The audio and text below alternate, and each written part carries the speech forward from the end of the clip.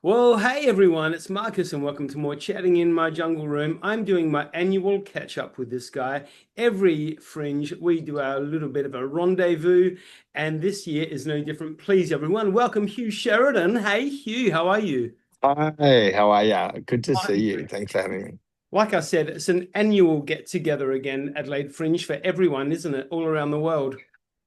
Yeah, it is, and this time, especially with the crooners coming back, so it's a real get together, which we haven't done for a long ass time. But yeah, we're back.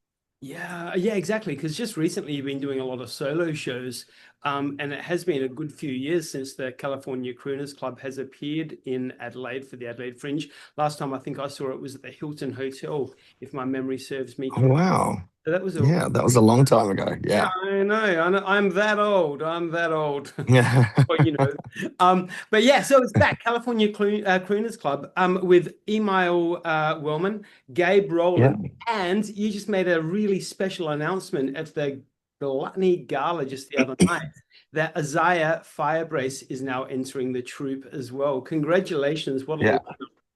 um, Thank you. Yeah, he's unreal. is it good to have the band back together as such?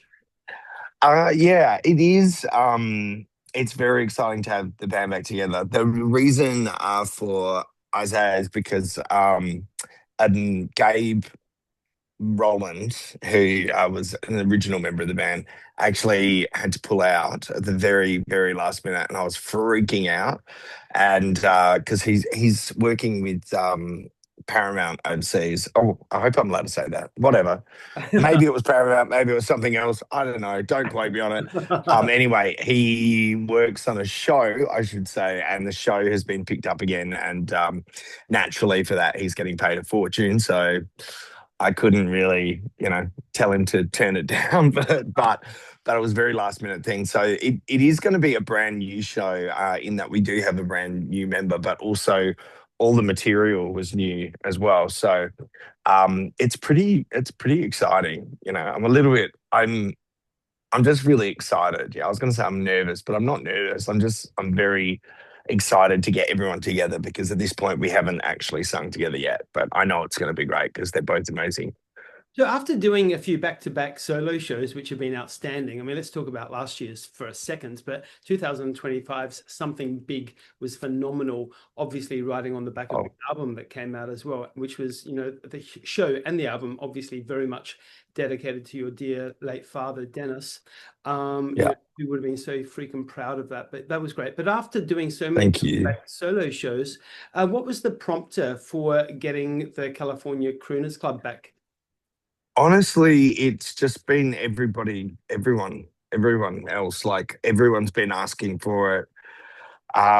People constantly ask me when the California Crooners Club are coming back. I had people at the Fringe saying, "Could you please bring back the California Crooners Club?" Gluttony, everyone, and I just had felt too much pressure to do anything else. I thought, let's just do it. And I asked the boys, and they were keen, and I was like, well, let's just do it. Give the public what they want.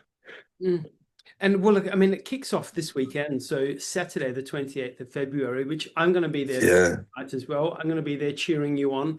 So Oh, 28th of brilliant. February through to Monday, the 9th of March, everybody. 12 performances only. So getting quick because it does sell out at the Flamingo in Gluttony, Rymel Park, of course. Hey, Hugh, what is it about the Adelaide Fringe that you adore? Why do you love to be a part of it all?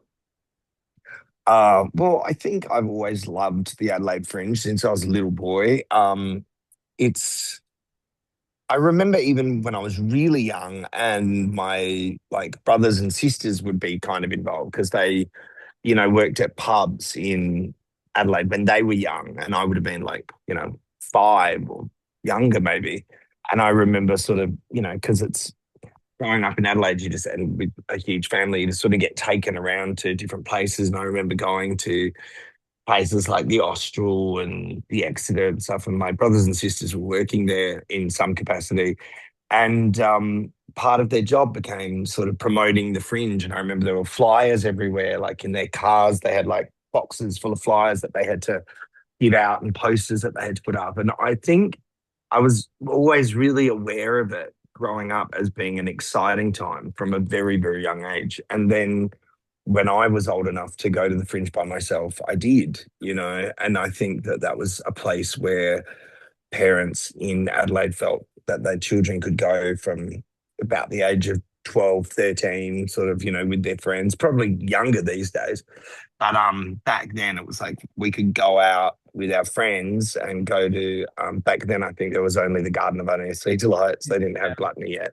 Yeah. And we could go and hang out and go on the rides and see shows and stay out late. And it was really beautiful. And it was all fairy lights and cool people and whimsical. And I just loved it because I felt really connected at a young age to this world. And so now I still feel that connection, but I also feel a responsibility to be here and be part of it for other young kids that are just like me that are growing up in Adelaide and need to see people like myself and need to be there just to assure them that, as crazy as it can seem to a lot of people who are conservative about their children taking a career in the arts, just to say, this is my career and this is what I do, and you can do it too. And it's a lot of fun, it's a lot of hard work, but sure beats sitting at a desk. Yeah. I hear you. Hey, Yeah. I mean, look, you obviously your father, a major name. He was in the entertainment industry and still a big name in the industry. But when you first decided that you wanted to get into, this game for a career, was your father supportive, or did he try and err you on the side of getting out of it or not getting into it? I think I sort of wanted to do it from when I was so young.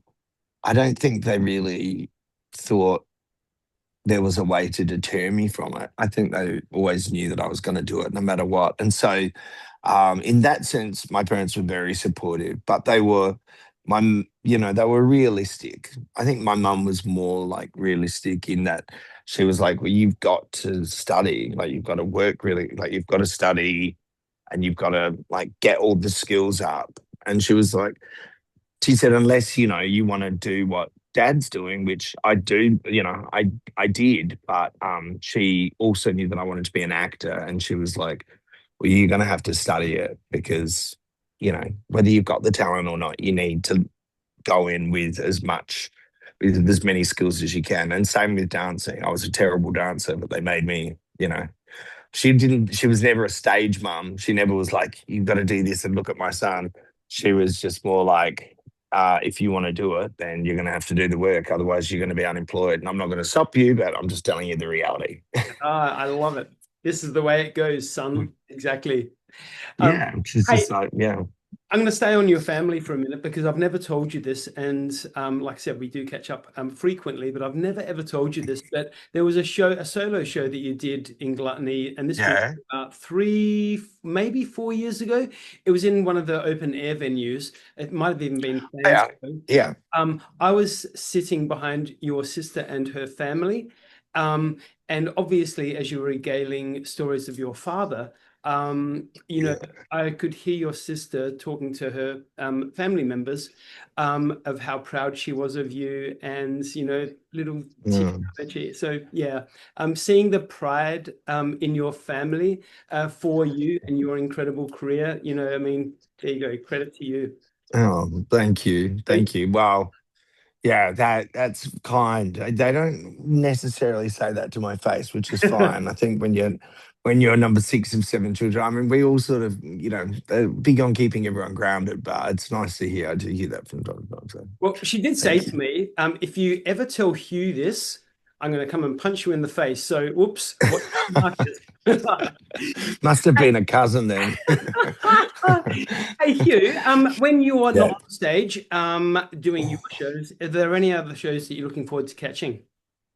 Yeah, I am actually. I really want to go and see Shake It. I want to see the Shamrocks. I heard them singing and they sound lovely, their harmonies. And I do like a bit of Irish music. What else? Is it Inferno? I was thinking of catching. There's History of House, because it's the last year of that. Yeah. Yeah, that's a bit sad because I love that show and I love Hot Dub. I'm gonna go and see that. Mm. There's one called Murder She Didn't Write, which sounds good.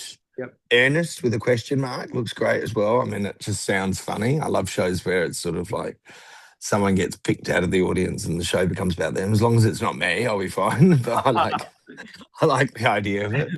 And How you about and I, you? we're pretty much the same vintage. And I Yeah, think our taste in music is very similar. I grew up very much like you. My father was very much influential with my Frank Sinatra love and all that, Barbara Streisand, yeah, all that stuff. But I know that for a fact that you love Prince, David Bowie, yeah, Michael music. So obviously 2016 is yeah. something I cannot wait to go and see. That'll be a banger. Yeah. Oh, yeah, of course. Yeah, I'm very excited about that. It's funny when I did California Crooners Club at the Adelaide Oval, it was in 2017. Yep. We did a tribute to 2016 and we did a tribute to David Bowie and to George Michael and to Prince in that show. So yeah, so I thought that was cool that they'd created an entire show about it. We just sort of did it as one segment. But I remember saying to the guys, I was like, we have to talk about the people that just died. Like, I mean, what a year it was. It was so bad. So and they weren't the only ones. It was Robin Williams and like Joan Rivers. A lot of really great people just sort of checked out. Yep, massive. Because Amazing. we Yeah. all remember. One hit wonder, biggest ever was, of course, Pete Burns' "Dead or Alive." You spin me around. He passed Oh away. yeah. So yeah, it's a Wow. big year, Yeah. massive, Yeah. It was just a lot. Yeah. It was just strange. huge. It was Hey, really, really unusual. Yeah. one last question for you, my dear friends. It's 1 o'clock in the Yeah. morning. You're Mr. Drunky Pants. You pop into a karaoke bar. What is your first track you put on? What's the belter? Oh, God, it changes all the time. I think if you ask me today or tomorrow at 1 o'clock in the morning and we were at Lassing, I would probably look for at this point in time, Love is in the Air. That sounds like a bit of fun. Or the theme from The Love Boat. Yeah, done. Love, exciting and new. Come aboard. We're expecting you and love. Life's sweetest reward. I'm having all the flashbacks now with all the celebrity guest Yeah. stars that used to be on the Yeah. show. I loved it. The love boat God. soon will be making another run. Yeah, We go years that's back. I don't know why it popped into my head, but it did the other day, and I put it on the set list, and I just had so much fun singing it, and everybody pissed themselves, and I thought it's actually a really good song. Oh my God. I cannot even wait to see the belters that you're going to be singing on set. I cannot even wait to Well, see there's that. a few exciting songs there. Yeah. Hugh freaking Sheridan, you are a legend. I love catching up with you. Like I said, everyone, California Crooners Club plays from the 20th of February to the 9th of March. 12 performances. Get onto them at Flamingo in Gluttony. Make sure you grab your tickets. Hugh Sheridan is always a great entertainer. Put him together with these other guys. It's going to be a banging night. Hugh, Gonna be a banger. I'll see you on stage. Praise be to God. See you there. Thank Thanks, you my so friend. much. Thanks for the chat. Bye.